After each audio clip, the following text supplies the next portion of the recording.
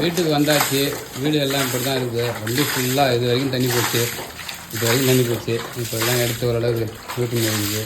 தண்ணி இன்னும் வாசல்லேருந்து போர்த்துக்கு வரைக்கும் இது வரைக்கும் தான் போயிட்டுருக்குது. எதுவும் போயிட்டுருக்குது. ஆனால் குறைஞ்சிருக்குது தண்ணி. ஆனால் வேகமாக கொஞ்சம் போய்கிட்டு தான் இருக்குது. உள்ளே வரத்துக்கு வந்து இடுப்பு மட்டும் தண்ணி இருக்குது. உள்ளே எப்படியே வந்துவிட்டோம். வெளியே படுத்துருந்தோம். சுத்தமாக தூக்கம் இல்லை எங்களுக்கு. எங்கே எப்படி இருக்குதுன்ட்டு அதெல்லாம் வந்துருச்சு. இன்னும் தண்ணி லைட்டாக குறைஞ்சிட்டே இருக்குது. வீடு இப்போ தான் வீட்டுக்குள்ளே பார்த்தீங்கன்னா எப்படி இருக்குன்னு பார்த்தீங்கன்னா இப்படி தான் இருக்குது வீடு.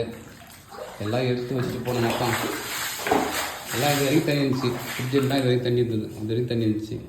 கிரைண்டர் ஃபுல்லாகவே இது வரைக்கும் இருந்தது. எனக்கு கிரைண்டர் ஏற்கனவே போய்ட்டுருக்குன்னு நினைக்கிறேன். மோட்டரில் போயிட்டு நினைக்கிறேன். அது ஃபுல்லாக போயிடுச்சு. உள்ள பூஜ்யம் இதெல்லாம் இப்படி தான் இருக்குது. இப்போ வந்து ஜாமான்லாம் எடுத்து வச்சுட்டோம்னு நினைக்கிறாங்க.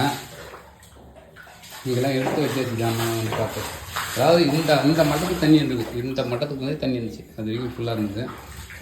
ஃபுல்லாக ஒரு தண்ணி இருந்துச்சு. இந்த டேபிள் முற்றிலுமாக டேபிள் ஃபுல்லாக வீணாக போயிடுச்சு.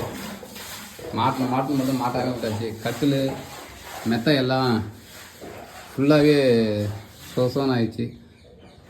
எல்லாம் எடுத்து வச்சுட்டு போயிருக்கலாம். அந்த டைமில் எதுவும் தோணலை.